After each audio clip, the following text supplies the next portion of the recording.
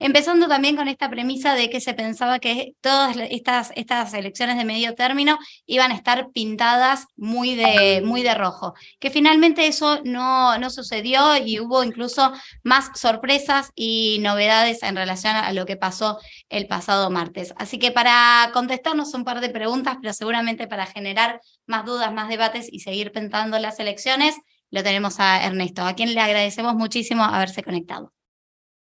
Muchísimas gracias por la invitación. Gracias, Malena, Facu. Gracias por invitarme a hablar con todos ustedes. ¿Qué pasó? Tantas cosas han pasado.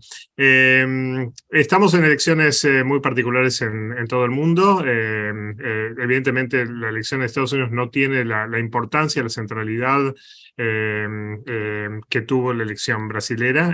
No estaba en juego la presidencia, no estaba en juego muchos de los mecanismos de gobernabilidad de Estados Unidos en este momento que están afectados no se modifican mucho por el resultado, así que les voy a dar una especie de recuento de cómo llegamos a donde estamos y qué es lo que esperamos que pase para la presidencial. No hay duda que el principal resultado que íbamos todos a estar midiendo era en qué medida los candidatos de Trump tenían buenas elecciones, en qué medida los republicanos tenían la capacidad de producir una marea roja y en qué medida los demócratas pueden posicionarse o no para tener una elección dentro de 2 años que evite el retorno de Trump a la presidencia. Así que mucho de lo que estábamos midiendo en esta elección era en verdad señales de humo en función de la presidencial.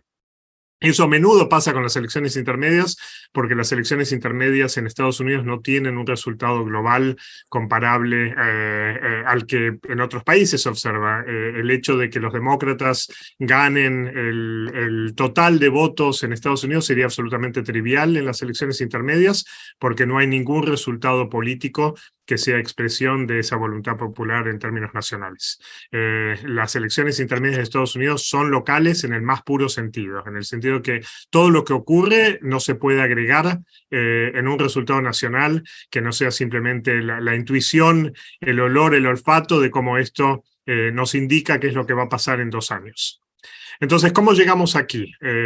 Hay varias cosas a tomar en cuenta. Los años de Trump fueron años increíblemente tortuosos y polarizantes en Estados Unidos.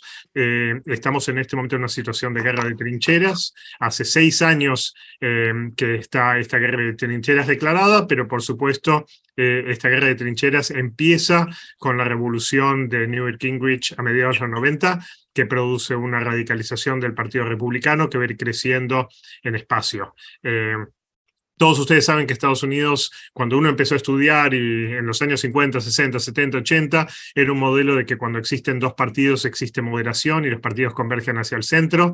Toda la mitología de que sistemas con distritos únicos y 2 partidos producen resultados políticos centristas ha desaparecido del imaginario político de Estados Unidos, y ahora pensamos en general que distritos únicos con 2 partidos generan polarización, lo cual es también simplemente un resultado de la época y no depende de ninguna evaluación teórica. Estados Unidos se movió de 2 partidos centristas, fracturados internamente, a 2 partidos extraordinariamente polarizados y muy integrados internamente.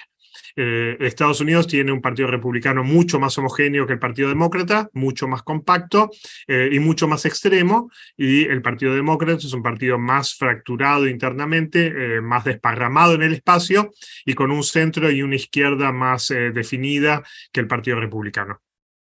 Para poner en contexto también, la polarización asimétrica de Estados Unidos es resultado de lo siguiente. Estados Unidos en los últimos 30 años ha ido moviéndose hacia políticas sociales que son más progresistas y hacia políticas económicas que son cada vez más conservadoras. Pero una población particularmente conservadora que en Estados Unidos ha ido muriendo. Y la cantidad de actores conservadores se ha ido volviendo más chico, más compacto, mucho más energizado y mucho más virulento. Y eso produce un sistema político que en este momento está, es percibido como más moderado que lo que los republicanos quieren, y es percibido como más de izquierda que los demócratas quieren. ¿Y esto qué quiere decir? Quiere decir que los republicanos quieren un país más a la derecha y los demócratas también quieren un país más a la derecha. Y eso produce tensiones enormes en el sistema político, porque mientras que los republicanos tiran hacia la derecha, los demócratas no logran tirar hacia la izquierda. Están divididos internamente. Los sectores más moderados y centristas, como Biden, quieren un modelo de política que no es tan extremo como los republicanos, pero tampoco está cerca del lado progresista, y el sector progresista del Partido Demócrata es un poquito más pequeño. Entonces, piénsenlo como si tuviéramos una derecha y tenemos una izquierda, pero la izquierda tiene que ir algo más moderado en promedio y la derecha quiere algo más extremo en promedio, y eso empuja todo el sistema político hacia la derecha, y eso también le da mucha más integridad al Partido Republicano cuando interviene que al Partido Demócrata. El Partido Demócrata está mucho más sumido en luchas internas, mientras que en el Partido Republicano vemos una derecha que ha ido quitándole espacios a los sectores moderados, eliminando su sector tradicional republicano fiscal y expandiendo lo que es una guerra cultural y tomando eso como bandera política. Entonces lo que tenemos desde hace 6 años es una guerra de trincheras donde los republicanos no pueden crecer demográficamente y van introduciendo restricciones democráticas para consolidar sus fuerzas institucionales, y los demócratas están compitiendo internamente entre un sector más progresista, al estilo AOC, ¿no?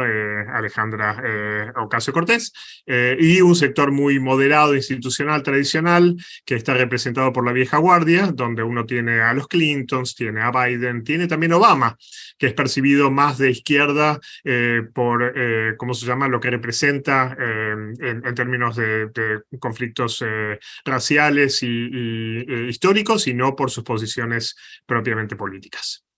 Entonces, la elección de medio término ahora era un test de medición para los demócratas de cuánto ha crecido el sector progresista o no, y cuánto el sector tradicional logra controlar la política del partido, y era un test dentro de los republicanos de cuánto Trump mantiene control del partido y cuánto ese partido puede o no girar a la derecha. Por eso decía al principio de esto que mucho de lo que estábamos tratando de observar era cuánto de los candidatos de Trump, que eran endorsed, ¿no?, que eran apoyados por Trump, lograban avanzar, y si había una marea roja, o lo que en algún sentido era de esperar, pero nadie lo esperaba, pero en algún sentido todos anticipamos que es así, pero nadie se convence de que es así, que es muy difícil mover la aguja del voto, porque en este momento los votos tienen que cruzar montañas para llegar al otro lado, y entonces transferir votos hacia los republicanos o hacia los demócratas se ha vuelto extraordinariamente difícil. Y el resultado de la elección, donde uno ve no una marea roja, tiene una lectura que es: los republicanos no lograron convencer a votantes para volverse más conservadores, pero la otra lectura es muy difícil mover votantes al otro lado del charco porque la distancia en este momento es enorme.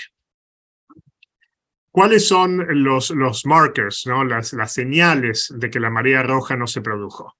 La más importante, evidentemente, es que si bien en la elección intermedia de Clinton se perdieron 20 largos diputados, y en la marea intermedia, en lo que llamó Shalake, Obama, también se perdieron una gran cantidad de bancas. Hasta el momento, la cantidad de bancas en la Cámara de Diputados que ha perdido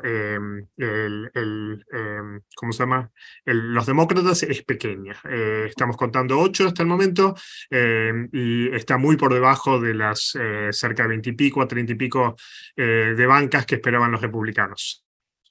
Lo otro era que digamos, el Senado, los demócratas lograron arañar una banca más, perdieron otra banca contra los republicanos. Estamos ahora dirigidos a un balotaje en Georgia, en una situación muy parecida a la de hace algunos años, y el control del Senado es una tirada de monedas, pero muy posiblemente, si todo sale como están los números ahora, quedaría 50-50, igual con de nuevo el tie-break en manos de la vicepresidenta Kamala Harris.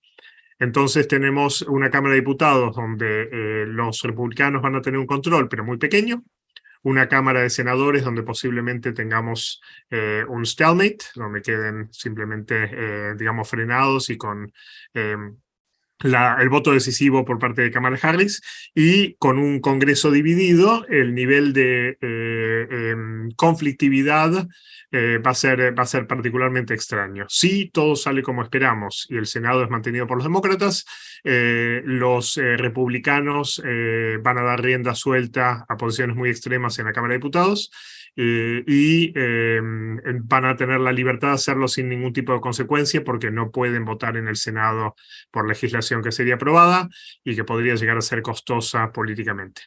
Hay que ser claro que no está claro que a los republicanos les preocupe llevar adelante posiciones extremas que los compliquen electoralmente. Es evidente que las políticas antiaborto que están tratando de implementar no son populares. Han perdido la gran mayoría de los plebiscitos que introdujeron los estados. Solo en 2 estados se ratificaron políticas más restrictivas del aborto y en varios lugares tuvieron derrotas importantes cuando trataron de avanzar políticas antiaborto. En particular, Kentucky fue una señal muy clara a los republicanos que el aborto no es una política preferida ni siquiera por sus votantes. Entonces, pero aún así, los republicanos tienen una lucha interna que los empuja a posiciones más extremas, en lo cual lo que quiere el votante mediano no importa demasiado. Otra cosa importante a tomar en cuenta, se argumentaba que el aumento en la inflación iba a empujar el voto hacia los republicanos, iba a ser una fuente importante de presión hacia la marea roja. Muchos están tentados a decir, bueno, al final la inflación no era tan importante, sería tan erróneo como decir, bueno, al final el aborto era muy importante. No sabemos cuánto contribuyó la inflación al voto republicano, ni tampoco cuánto frenó el aborto al voto republicano.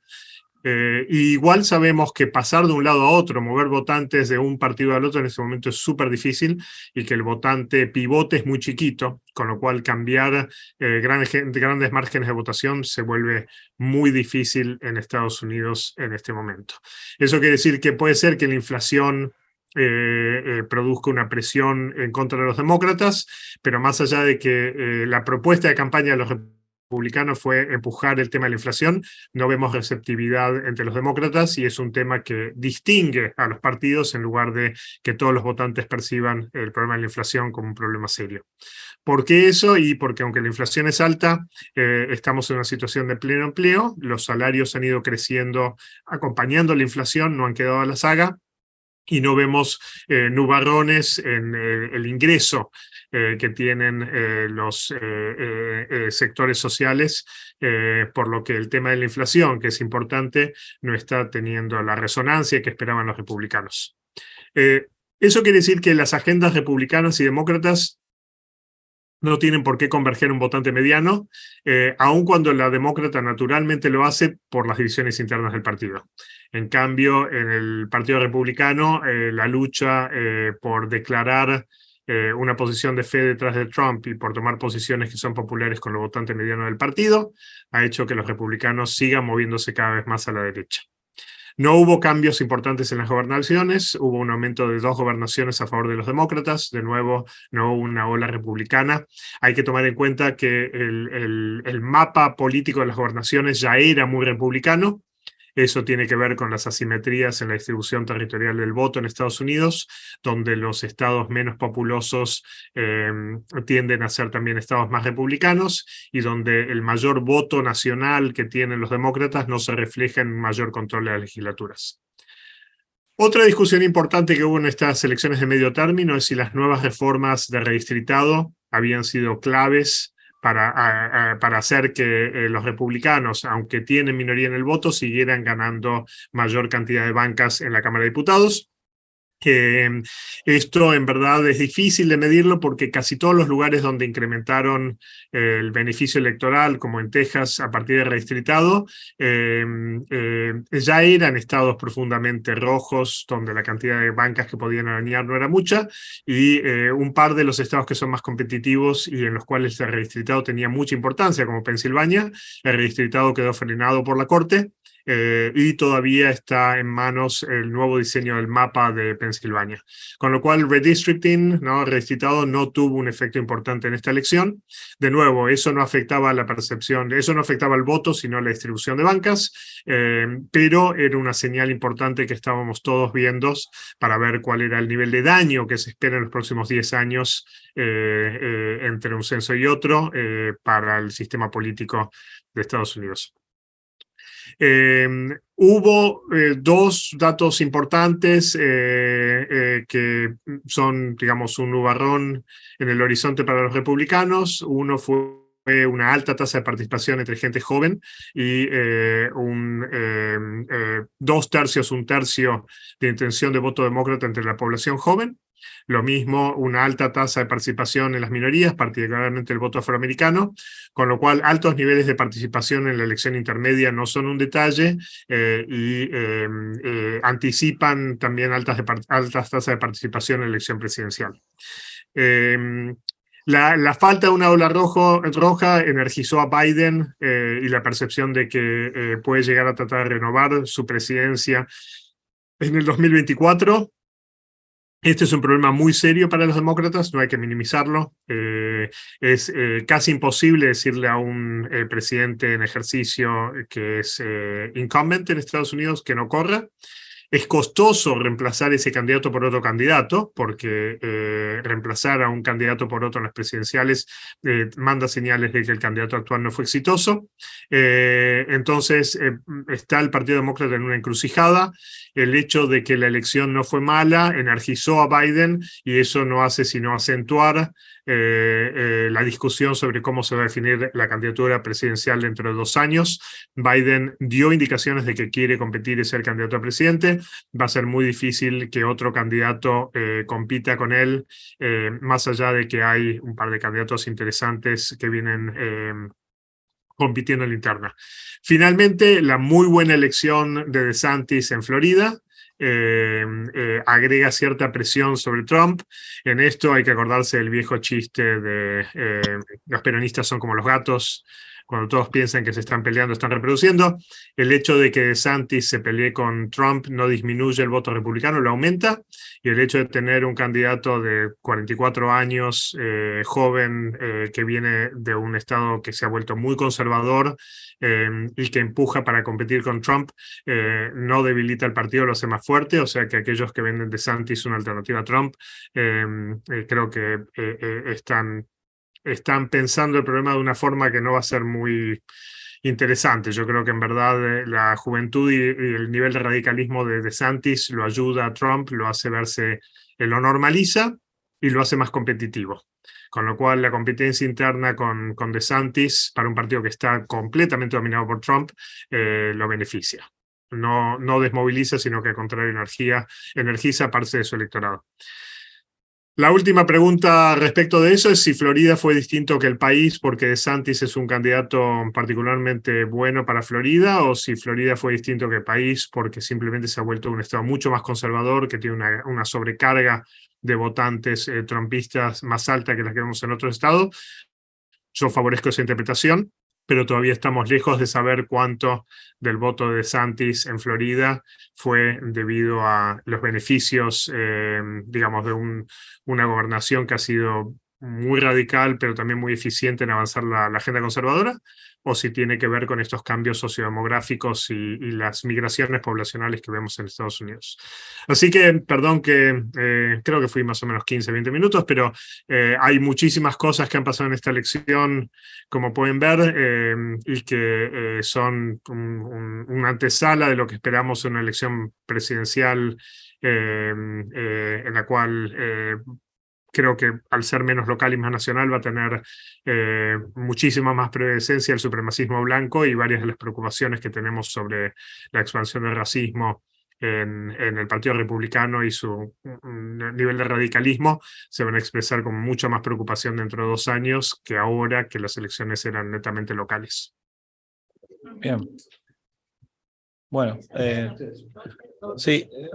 No te preocupes, Ernesto, porque no te pasaste para nada.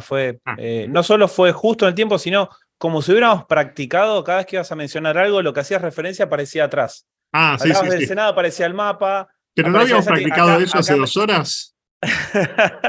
Acá me enseña atrás el equipo de producción, que es gracias a ellos, hay que darle el crédito, es cierto, pero cada vez que mencionabas algo, aparecía justo Senado, aparecía DeSantis, aparecía, así que como si hubiéramos practicado. Bueno, Male, no sé si quieres abrir la primera pregunta vos. Yo creo que estaría bueno, sí, ya que tenemos varios conectados y Dale, conectadas, para perfecto. abrir, si alguien gusta, puede hacerla por chat o abrir el micrófono. Si alguien se anima a romper el hielo.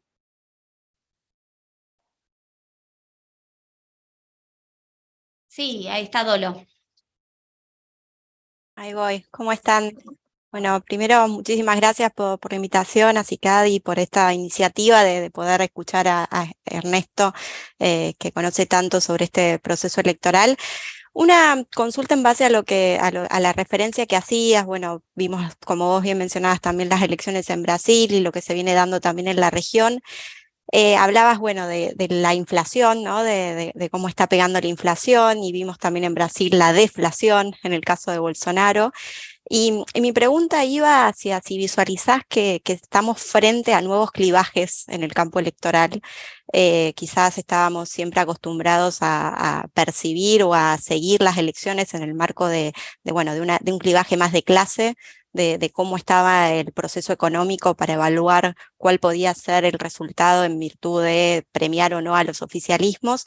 Y uno puede ver que estamos empezando a visualizar, por lo menos con las experiencias que estamos viendo en la región y en Estados Unidos, incluso podría extenderse a más allá de la región, de estos clivajes que no tienen que ver tanto con los clivajes de clase, sino con los clivajes anclados en valores y en cuestiones que van más hacia lo interno de los ciudadanos. Entonces, quería preguntarte cómo visualizaste este tema, sobre todo en esto que planteabas, ¿no? Que, bueno, que el Partido Republicano pareciera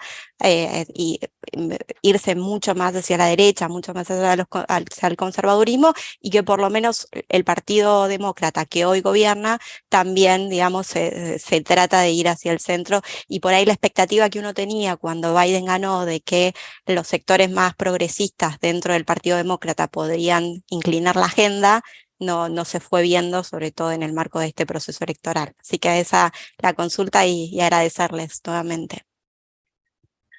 Gracias. Varias cosas distintas que dijiste, así que empiezo por el principio.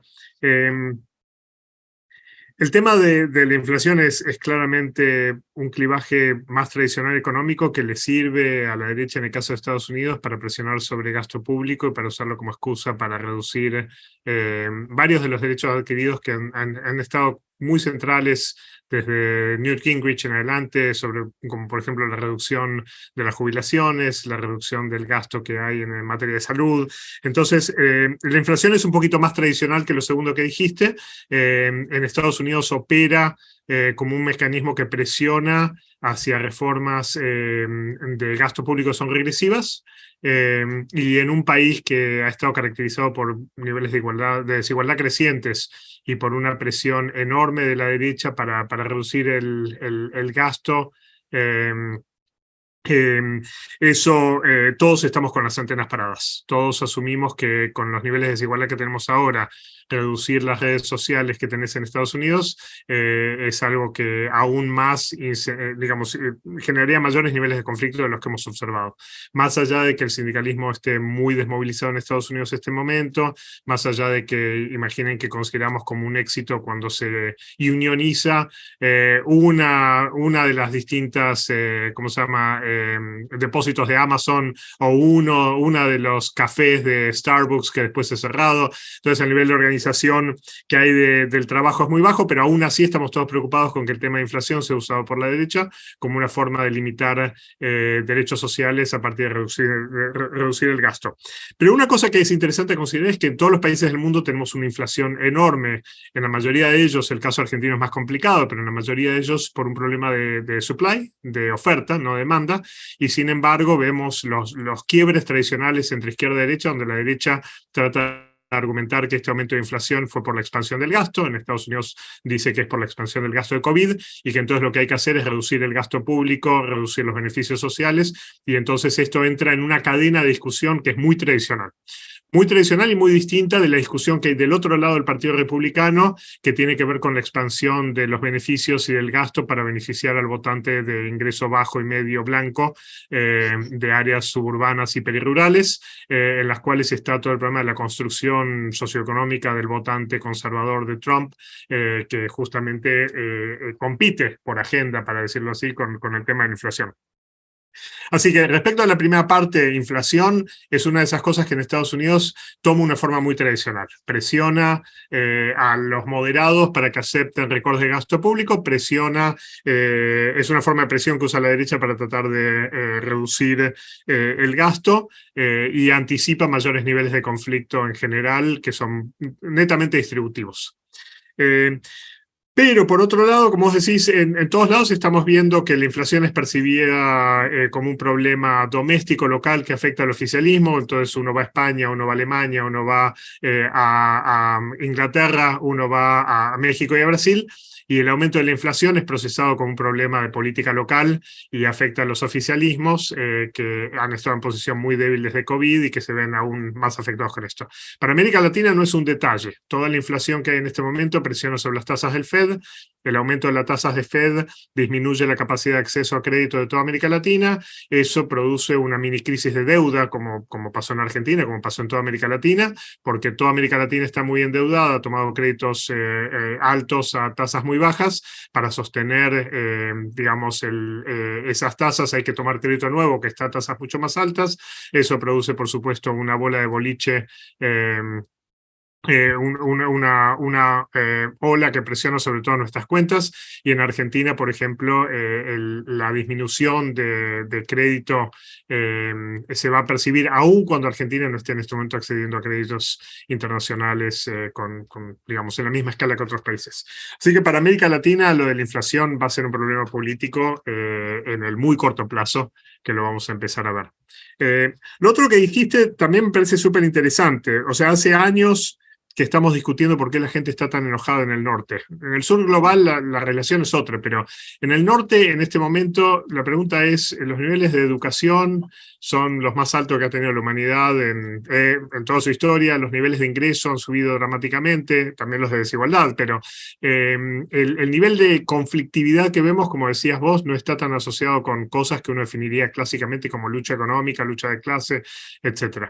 Y la percepción es como si hubieran aumentado la temperatura y todos los resultados se vuelven más conflictivos, pero también más volátiles. Entonces vemos que, por ejemplo, hay un giro, hay una marea rosa, ¿no? Una marea roja en América Latina, entre comillas, pero que ahí tenemos varios gobiernos, como tenemos en Colombia, en Chile, en Brasil, en Argentina, con movimientos que se alejan de los partidos tradicionales de derecha. Al mismo tiempo, no es cierto que lo que vemos es un cambio fundamental en la opinión pública en esas direcciones. Lo que vemos es mucha inestabilidad, mucha volatilidad, que es también expresada en altos niveles de polarización y muchas dificultades de los oficialismos para sostenerse. Estados Unidos está en la misma situación. Vemos como si hubiera aumentado la temperatura, un aumento de la temperatura y todas las moléculas se mueven más rápidos. Esas moléculas producen muchísima conflictividad. En Estados Unidos la grieta es tan grande, mucho más que en Argentina, que esa conflictividad se expresa dentro de los partidos. En ambos casos se está expresando por luchas internas. En el caso de los republicanos se ve por luchas internas que mueven al partido más hacia la derecha. En el caso de los demócratas producen más conflictividad interna, pero no está clara cuál es la resolución. Entonces, creo que tenés toda la razón. Esto no es un reflejo de lucha de clases. La pregunta de por qué estamos viendo estos altos niveles de conflictividad, estos altos niveles de polarización, excede eso, y creo que por eso muchos de nosotros estamos estudiando afecto en política, activación, racismo, conflicto étnico, cuestiones de género, porque estamos tratando de entender por qué estamos viendo estos grados de movilización altísimos que no están vinculados con esas luchas tradicionales. En Estados Unidos es lo mismo. Las luchas más importantes que estamos viendo de movilización: aborto, género, raza, conflicto étnico, y las distributivas en general están todas giradas hacia la derecha. Gracias. ¿Gustavo? Ahora sí, ¿me escuchan bien? Sí, perfecto. Bueno, felicitaciones, muy buena iniciativa, el CICAT, las pilas muy bien. Ernesto, impecable lo tuyo, muchas gracias. Quería preguntarte, para no robar demasiado tiempo, si la demoscopía estuvo más o menos a la altura en esta elección de medio término, ¿no? Si toda la investigación previa de encuestas y todo lo digital pudo prever, creo que sí, así a rasgos generales, pero me gustaría que vos le pegues una profundidad y un pantallazo general a eso. Muchas gracias de vuelta. Sí, súper interesante también. O sea, sabemos que en Brasil hubo mucha discusión sobre por qué la medición de Lula estuvo bien, pero la medición ¿cómo se llama?, Bolsonaro no. Y digamos, imaginen de nuevo, subimos la temperatura. Al subir la temperatura, como yo decía, las moléculas se golpean muchísimo más. A eso le sumamos una alta tasa de rechazo en la toma de encuestas y en la capacidad de tomar mediciones, y lo que tenemos es encuestas cuyo margen de error ha ido aumentando, y donde ese aumento no solamente refleja problemas de medición, sino también alta volatilidad en el electorado conforme nos aproximamos al momento de la definición del voto. Estados Unidos tiene dos ventajas respecto de Brasil, de Argentina, de Chile, de Colombia, lugares donde vimos mayor problema con las encuestas y con las mediciones también en redes sociales, que es que el nivel de polarización es tal y el grado de lo que se llama sorting, la distribución territorial del voto, está tan extremada que es muy difícil producir olas de cambio que cambien los distritos. Entonces, desde hace más de 50 años que Estados Unidos ha ido reduciendo la cantidad de diputados y de senadores que cambian de manos en cada elección. Entonces, imaginen que en Argentina tenemos cerca de un 70%, 75% de los diputados que son nuevos en cada elección. Entonces, la tasa de reelección de los diputados y diputadas en Argentina es de alrededor de 20-25%. Para la primera reelección sí tenemos un grupo más histórico y consolidado que pasa por múltiples reelecciones. En el caso de Estados Unidos eso no es así, las tasas de reelección de Estados Unidos son muy altas. Entonces piensen que con el aumento de la polarización y la redistribución territorial del voto de demócratas y republicanos hacia distritos más afines, el grado de predicción que hay en este momento de los resultados para la Cámara Baja, para el Senado, son relativamente altos. Entonces, si uno va, por ejemplo, a 538, o si uno ve las predicciones del New York Times, o si uno ve la distribución de los mensajes en las redes sociales, el margen de error que hay para cada uno de estos distritos es más bajo, porque se ganan por 60-35, se ganan por, qué sé yo, 70-28, 65, y el número de distritos que son competitivos, como Georgia, donde uno tiene de pronto una elección que termina 50.4, 50.9 a 49.4, etcétera, es muy pequeño. Entonces eso hace que las predicciones de lo que iba a pasar en la elección no fueran malas, y el hecho de que no se produjera una marea roja tenía que ver más con lo que se llama pundits, que decían que se tenía que producir, que con mediciones efectivas que estuvieran mostrando ese cambio real en la cantidad de diputados que estaban cambiando de mano. Entonces, creo que el margen de error de las encuestas de Estados Unidos también es más alto que lo que era hace 30 o 40 años, pues seguimos teniendo también el mismo problema con encuestas y con captura de datos, etcétera, pero en los efectos, en la asignación de bancas y en el resultado esperado, no fue tan dramático. Y 538 ha sido bastante consistente en pegarle en general a la mayoría de los resultados en la mayoría de los distritos, porque no se necesita mucha información para resolver eso, y el problema son siempre el grupo pequeño de distritos que son muy competitivos. Perdón si me extendí mucho con la respuesta.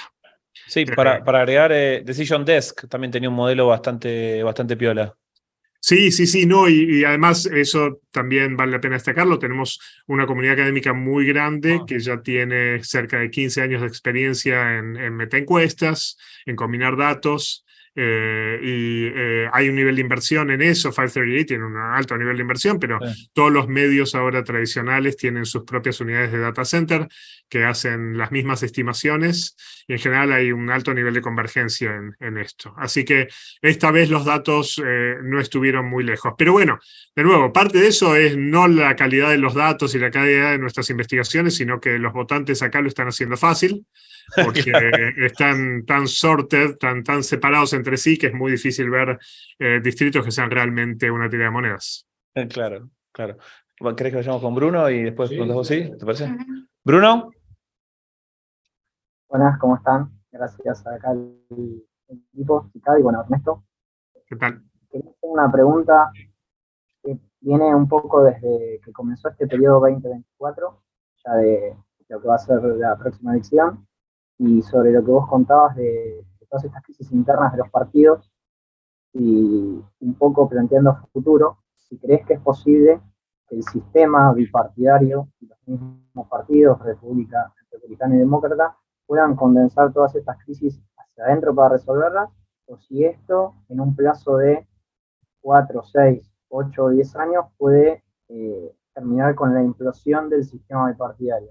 Digamos, viendo que el demócrata se preocupa bastante por aglutinar varias minorías, que eso le provoca la atomización que contás, y que al republicano le cuesta crecer dentro de las ciudades, y la crisis demográfica va haciendo cada vez menos campo y más ciudad.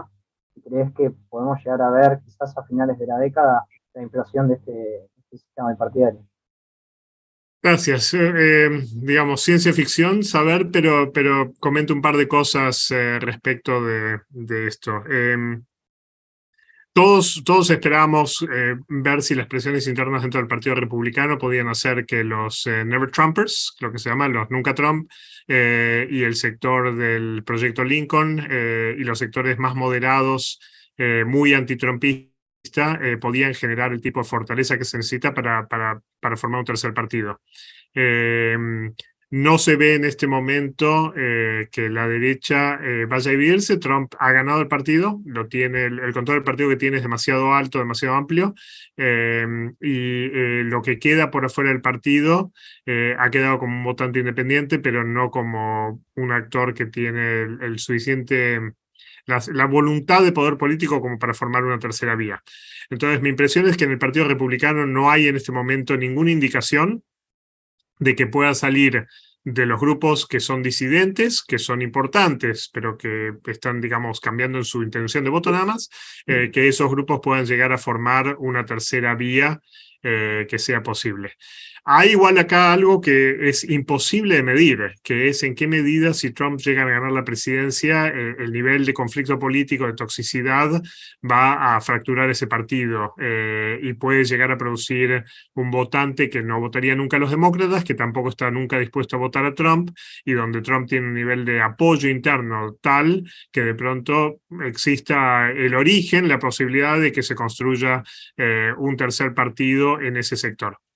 Los demócratas están más fracturados y por eso los demócratas sería más probable que podrían producir un partido chiquito distinto, pero no en estas condiciones. En estas condiciones nadie va a sacar los patas del plato, porque la percepción de que el riesgo político es enorme y que el costo político de una división sería no solamente una corte que esté moviendo la política pública muy a la derecha, sino también un partido republicano que rompa con las condiciones de viabilidad democrática, que genere el equivalente a un segregacionismo del siglo XXI, ¿no? con estados que tienen garantizadas la elección de sus propios cargos republicanos, donde haya mecanismos de exclusión políticos muy amplios, donde haya altos niveles de extremismo por parte del supremacismo blanco, hacen que sería muy difícil que en este momento los progresistas se separen del lado demócrata. O sea que la versión corta es,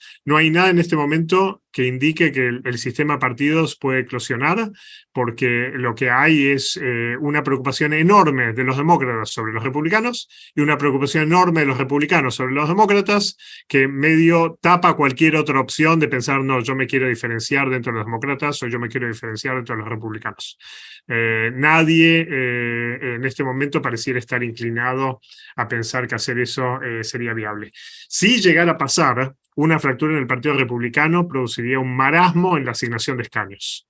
Si un partido republicano apareciera, Republicano 2, y lograra capturar 15% del voto, 20% del voto a nivel nacional, y dejar al resto del partido con 30 o con 35, los demócratas se llevarían un 80% de las bancas de la Cámara. O sea, una fractura del voto republicano sería de un costo gigantesco para el partido, y los únicos distritos que sobrevivirían a una división para esa serían distritos donde tienen, digamos, un voto republicano de 70-80%, o donde una de las facciones, si se produjera, tendría capacidad de crecer. Sí hay posibilidad de que empiece a haber más diferenciación regional. Si disminuye la presión, podemos ver que los republicanos en Vermont, los republicanos en Massachusetts, los republicanos, por ejemplo, en Maryland, que acaban de perder la gobernación, son actores que podrían presionar más y diferenciarse más en el Congreso y empezar a votar más frecuentemente con los demócratas. Sería el equivalente a los Blue Dog Democrats, pero por el lado republicano. Entonces, lo que no descarto es más que dentro de 8 o 10 años, si Trump se hace dueño del partido, que los republicanos de los estados más progres, los estados menos conservadores, empiecen a colaborar con los demócratas y produzcan este tipo de pivote que tenían los Blue Dog Democrats en los años 30, 40, 50. Buenísimo. Ernesto, te voy a hacer una pregunta por el lado de algo que dijiste sobre la circulación de los discursos extremos de cara a la próxima elección, que me interesó mucho. Uno tendría a pensar que si Trump se encontró ahora tropezó con alguna piedra, eso haría que su megáfono se achique un poco y que la circulación de esos discursos disminuya un poco. En mi impresión, cuanto más megáfono uno desde arriba, desde la dirigencia se le pone esos discursos, más aparece a su vez y circulan por debajo esos discursos. Si podrías explicar tu hipótesis hacia adelante o cómo crees que van a circular estos discursos en el corto plazo, mediano plazo desde la próxima elección. Va a ser muy difícil moderarlos. Todos aquellos que están a favor de Trump dan profesión de fe mostrando su trumpismo mediante pequeñas formas simbólicas de transgresión que son a través de producir el lenguaje que es aún más extremista. Entonces, ¿cómo demuestra uno que es un trumpista? Demuestra uno que es un trumpista diciendo cosas totalmente extremas, radicalizadas, como por ejemplo lo de la denuncia respecto de, ¿cómo se llama? Stop the Steal, ¿no? Parar el robo de la elección. Profesión de fe significa decir que la elección presidencial fue robada, aunque ninguno de ellos realmente lo cree, y aun cuando todos estos que decían eso, los que ganaron y los que perdieron, aceptaron ganar o perder en la elección ahora local que tuvimos hace unos días. Entonces, en el Partido Republicano, todos los actores en este momento todavía tienen un incentivo para ser más extremos, para dar profesión de fe respecto a Trump. Los que compiten por Trump, por el corazón del partido, como DeSantis, tienen también la necesidad de mostrarse igualmente extremos, solo que lo que dicen es el extremismo de DeSantis es un extremismo inteligente. No pretende ser ni menos racista, ni tampoco pretende ser, ¿cómo se llama?, menos conservador, sino que lo único que pretende es no estar disparándose todo el tiempo en el pie como lo hace Trump. Porque el electorado en este momento del Partido Republicano es un electorado que está comprado hacia Trump. Trump es el resultado de un electorado que quería un partido más a la derecha. Entonces es cierto que se van empujando un poquito mutuamente, pero lo primero que vino fue un giro a la derecha del partido, no Trump. Entonces es muy difícil ver cómo hay cualquier actor interno en este momento del Partido Republicano que pueda llegar a moderar. ¿Qué es lo que puede moderar un poco el partido? Su debilitamiento por presión sociodemográfica. O sea, la población del Partido Republicano es vieja, está muriendo. Del momento que ganó Trump, ahora pasaron 6 años. Cuando uno tiene una población del partido que está tan avejentada, lo que uno está diciendo es que perdió 1, 2, 3, 4% de los votos simplemente por muertes. ¿Sí? Por el cambio, si uno dice que 2/3 del voto joven son demócratas y que el Partido Republicano gana por afano entre aquellos actores que están entre 50 y 70, digamos, uno lo que dice también es que es un partido que tiene una presión generacional enorme hacia adentro. Eso puede llegar a moderarlo porque mayor debilidad electoral para mantener un partido viable llega un punto en el cual uno puede torcer las reglas electorales 1 año, 2 años, 4 años, pero eventualmente, salvo que uno cancele las elecciones, esa presión de no poder ganar elecciones nacionales pesa. Hay que pensar que el Partido Republicano no ha tenido una mayoría electoral presidencial. De las últimas 6 elecciones tuvo una sola. Todas las otras perdió en votos. Trump perdió votos para la presidencia en el 20, pero también en el 16. Habían perdido la presidencia, por supuesto, las 2 veces con Obama. Habían ganado la presidencia con Bush en la segunda, pero habían perdido la presidencia en votos, por muchos votos, cuando es elegido Bush en la primera. Ganaron por el colegio electoral. Y entonces, de las últimas elecciones, las únicas que ganaron el voto popular fue, ¿cómo se llama? Bush padre, y la segunda de Bush hijo. Eso, piénsenlo, no va a mejorar. Digamos, el número total de votos en este momento favorece ampliamente a los demócratas, y en las elecciones presidenciales eso se ve, y eso va solamente a aumentar. Entonces, el nivel de radicalismo de los republicanos es como si estuvieran tratando de sostener un país para que esté donde ellos están, cuando cada vez son menos los que están sosteniendo ese país. Y esa presión, cada elección se va notando. Lo que pasa es que cada elección, el nivel de intensidad de los republicanos supera con creces el nivel de intensidad de los demócratas. Y las reformas políticas que realizan los republicanos superan con creces las de los demócratas. Entonces, no hay un cambio hacia la derecha, lo que hay es esa presión para sostener el país en un lugar en el cual no está.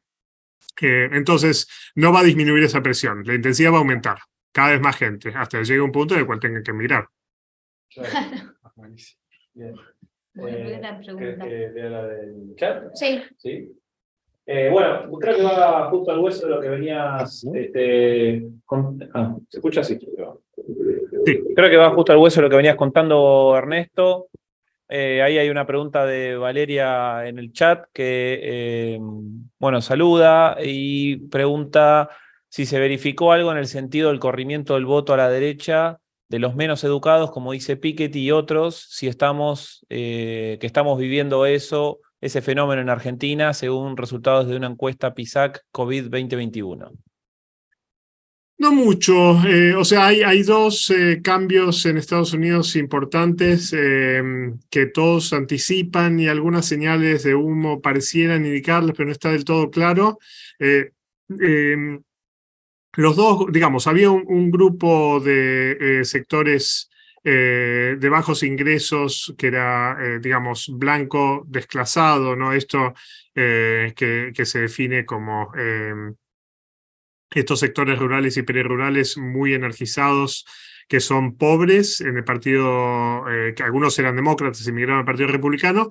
Esa migración de votos se ha visto, se vio ya con el Tea Party, se vio con el ascenso de Obama, digamos, a la presidencia, se cristalizó en el Tea Party, se vio después en el ascenso de Trump, y entonces la imagen de un votante blanco de, ¿cómo se llama?, secundario incompleto o no universitario que vota en 65% a Trump, se mantiene, o sea que hay un voto de clase baja, blanco, racializado, que vota a Trump. Pero el otro grupo que se estaba monitoreando, digamos, no hay nada nuevo ahí, no creció, simplemente se estabilizó y ahí está, presionando, no es desdeñable, no es menor. Trump ganó en todas las categorías de voto blanco, salvo mujeres jóvenes, o sea que el voto blanco votó a Trump en la última elección también, pero no ha cambiado, se mantiene más o menos estable. El voto pobre que todos esperaban que empezara a aumentar hacia los republicanos era el voto latino, y solo se verificó en Florida y en menor medida hay un poquito de migración en Texas. Pero más allá del aumento del voto latino en Florida con DeSantis y parte de una pequeña migración del voto latino en Texas, no ha habido un cambio sustantivo en el voto de bajo ingreso latino en Estados Unidos, que sí se esperaba.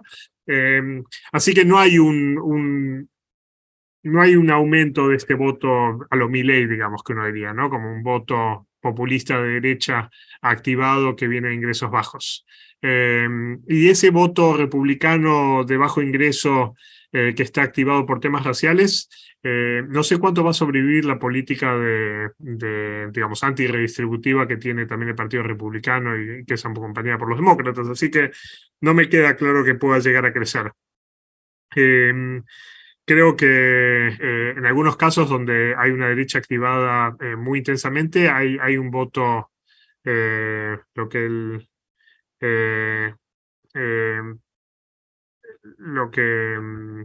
¿cómo se llama?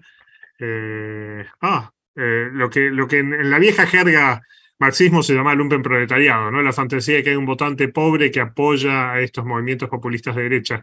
No se ve mucho. Pero, digamos, de nuevo, puede pasar. Uno espera que pueda pasar porque hay una derecha que está muy activada. Pero no hay en este momento nada que lo confirme. No más que lo que ya vimos con la migración del Tea Party de Trump hace 8 años. Bien. Bien, bueno, gracias, Ernesto. Tenemos también una pregunta de Juan Martín Fernández, ahí que levantó la mano. Sí, ¿qué tal, chicos? Buenas tardes. Hola, gracias por el espacio. Te quería preguntar, Ernesto, repreguntar en realidad por DeSantis. ¿Crees que puede convertirse en algún momento en una amenaza para Trump dentro del partido, así como generando una interna, o su crecimiento es totalmente positivo para él? No, o sea, definitivamente, en este momento creo que es positivo, pero imaginemos dos situaciones distintas en las cuales DeSantis deja de ser positivo. Uno es, Trump está siempre al borde de algún escándalo que digamos, debilite en forma importante. Hay situaciones en los próximos 2 años que podríamos pensar que lo pueden debilitar. Desde problemas médicos, hasta escándalos que logren romper, digamos, el carácter teflón que tienen con los republicanos. Cualquier cosa que lo debilite suficiente puede llegar a producir una migración masiva hacia DeSantis. ¿Por qué? Porque no hay duda que Trump genera, por un lado, atracción entre algunos votantes republicanos, pero que también genera muchísimo miedo entre los sectores más tradicionales y muchísimo miedo entre sectores menos radicalizados del Partido Republicano. Nadie se le va a plantar enfrente y tratar de peleársela porque van a ver lo que pasó con, por ejemplo, Liz Cheney, ¿no? Vos te enfrentás a Trump, sos utilizado como una excusa de Trump para activar a su base, y de pronto tenés toda la base de republicanismo activada con Trump a patearte en contra, y de pronto te marginan de los puestos de autoridad del partido y perdés financiamiento y capacidad electoral en tu propio distrito, te meten un competidor dentro del distrito que puede dejarte afuera. Entonces nadie va a alinearse con DeSantis mientras Trump pueda hacer bullying y pueda estar en una posición que, digamos, mientras no haya dudas sobre quién controla el partido. Pero el hecho de que Trump gran parte de ese apoyo lo tiene por miedo, por presión política, por capacidad de ejercer bullying, también implica que en el momento que se vea débil vamos a tener una migración importante. Y DeSantis es un problema, porque DeSantis es una persona muy joven y muy extrema, que juega con, digamos, las mismas políticas de Trump, pero que no tiene mucho de su bagaje. Entonces, digamos, desde el punto de vista objetivo, un DeSantis desatado que empuje la agenda del Partido Republicano puede ser mucho más peligroso. También podría pasar que de pronto cuando no está Trump en la figura y puede ganarse el partido, se modere porque como es más pragmático, piensa que le conviene ganar en el largo plazo y entiende que hay una presión generacional y que eventualmente el Partido Republicano no puede estar donde está. Pero lo cierto es que hay situaciones claras en las cuales DeSantis va a ser un competidor claro y que puede ser exitoso y quitarle la alfombra debajo y barrer a Trump si Trump muestra un poco de debilidad y permite que haya migración interna. Pero en este momento, digamos, no hay nada que indique que Trump está, digamos, ahí donde puede ser debilitado y reemplazado. Bien. Bueno, hay que ver si esperamos para el martes que viene, que Trump ya anunció que va a ser un gran anuncio. El martes que viene hay que ver si ese gran anuncio significa su candidatura y qué es lo que va a hacer el Partido Demócrata, si esto también fortalece o no, si van a tener, Biden se lanza también a una candidatura o no, también, ¿no? Estas elecciones como marcaron un poco algún ritmo de la política un poco más rápido, un poco más parecida a la tradición argentina y no tan parecida a la tradición norteamericana. ¿Alguna otra pregunta? no. A mí me quedó algo que sé que lo nombraste y nosotros también lo debatimos bastante acá en el CICAD, que fue cuando se volvió para atrás en el derecho constitucional de interrupción voluntaria del embarazo y cuáles eran las significancias, un poco, ¿no?, de esta discusión que se daba en relación a la Corte Suprema conservadora que había dejado Trump y cómo había dado este paso tan polémico y que significó una respuesta. Y yo escuchaba también, o estaba leyendo días anteriores a las elecciones, que esto era un punto también de que mostraba esta radicalización de que vos hablás en relación al Partido Republicano, muchísimo más a la derecha. Yo sé que lo nombraste, pero me gustaría profundizar para vos cómo este discurso antiaborto afectó o no en esta no marea roja que hubo en estas elecciones a medio término. Absolutamente. Creo que afectó, es medio difícil saber cuánto, pero sabemos que en muchos estados donde estaban provisiones para votar,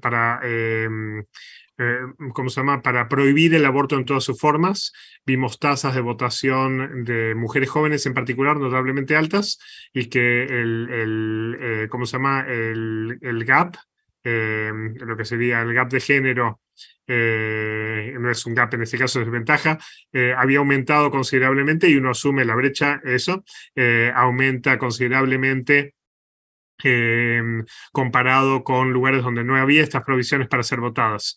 Pasa que los republicanos también saben que cuando uno tiene una corte que ha sido elegido que es tan joven, van a dominar la política, digamos, la ley y las decisiones judiciales de Estados Unidos van a estar a merced de esta corte por 30 años.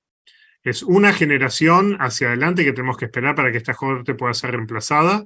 Y la única opción para que eso se modifique es que haya una ampliación de la corte, que fue ampliamente debatido por los demócratas como una opción al principio del mandato de Biden, pero que en este momento no está evidentemente entre las opciones.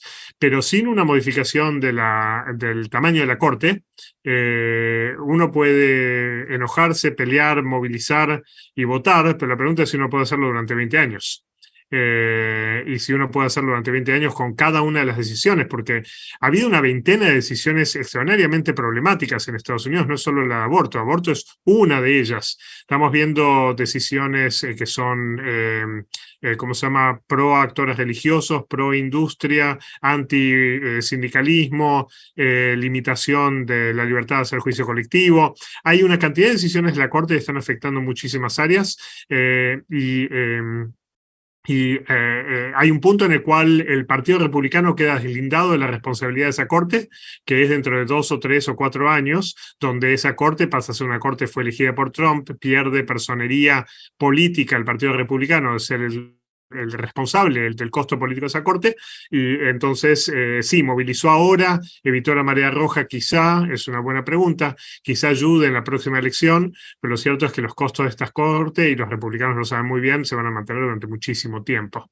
Y a eso fue a lo que apostaron, no a la reacción de corto plazo, sino a saber que el resultado político de largo plazo es muy radical.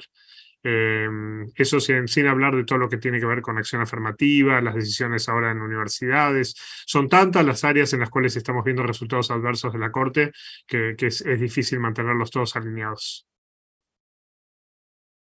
Bueno, otra gran charla que la vamos a dejar para después, que lo volveremos seguramente a invitar a Ernesto, es sobre la que se ha debatido, que se ha dicho y que se ha trabajado bastante sobre la judicialización de la política, y también el caso de Estados Unidos con instituciones que difieren muchísimo en el caso de América Latina y todos los debates. Así que si no hay más preguntas, vamos a ir terminando con este conversatorio. De vuelta, te agradecemos muchísimo, Ernesto, estuvo súper interesante cada palabra, frase que decías, echó a la luz en un montón de cuestiones que nos quedaban también para seguir preguntándonos, seguir pensando, y vamos a seguir viendo qué es lo que pasa también tanto en Estados Unidos como en la región en las diferentes elecciones. Así que muchísimas gracias a todos, todas y todes por conectarse, y muchísimas gracias también al equipo que está atrás, que nos permite que estemos acá conectadas y conectados. Así que muchísimas gracias, Ernesto, y nos vemos la próxima. Gracias por la invitación. Muchas gracias, Ernesto. Hasta luego.